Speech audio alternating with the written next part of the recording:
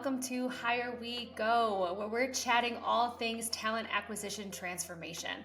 Whether you're an HR vet or someone who's simply fascinated by how to find, attract, and engage talent, you are in the right place. I'm your host and Director of Solutions here at Joveo, Ashlie Collins, and joining us today is Toby Rice of SocialJobs. Thank you so much for joining us today, Toby. Why don't you tell us a little bit about yourself and SocialJobs? Yeah, thanks, Ashlie, and great to be here with you. Really appreciate the invite. So, like a lot of people, I kind of fell into this industry almost 20 years ago now. And I started at a job board back at a time when job boards were kind of the way to go. And almost 8 years ago, I transitioned into social media and started SocialJobs. So SocialJobs is a recruitment marketing company focused 100% on social media. Really, the opportunity that I saw was job boards are great up until a point.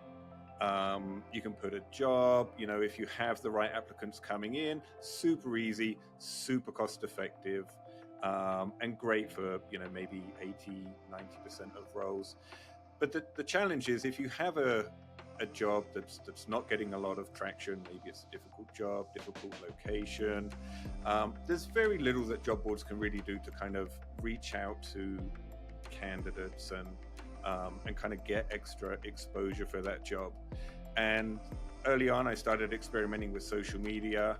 I mean, everyone's on social media, so that's a great place to kind of go and reach out to people.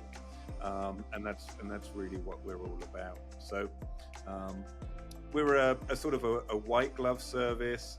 We work with clients, we take their jobs and we turn them into social media campaigns that get in front of the right candidates. And what's really unique is we've really turned this into a product. So for that employment team that doesn't have the time or the resources or the marketing support or the experience to go through this whole steep learning curve of using social media, running paid campaigns, we sell it as a product that's just as easy as putting a job on Indeed. You just need a job description.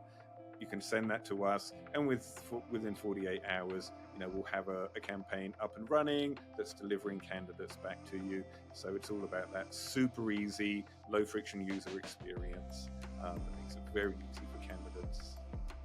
I love that. And I'll tell you, I mean, we see this in my daily life. I'm coming across like, what's the right channel for this job in this location? And particularly when you're discussing hard to fill positions. And I think you're spot on.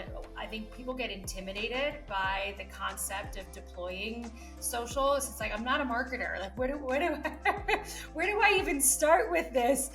So I love that you're making that super simple, super easy. Just give me the job.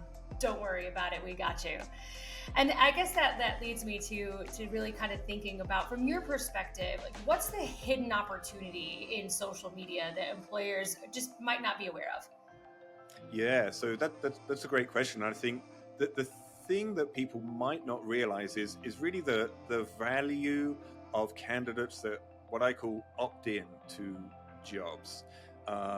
You have this kind of spectrum where if you're an internal talent acquisition team and you have a role that you've been giving, you can do some research to find your ideal candidate, do some outreach to them. That's very time intensive, but usually very effective, very high quality.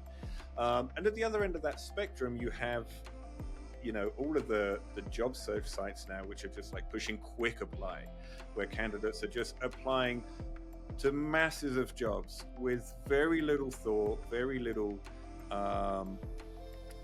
consideration about fit for the job. It's just super easy. So, you can go the quality route, which takes a huge amount of time, or you can deal with this massive volume of candidates that are just applying in droves. With social media, there's a nice sweet spot in the middle where you can build an audience, predefine who you want to see your jobs, push those jobs out to them, and then these kind of passive or semi-passive candidates then opt themselves in.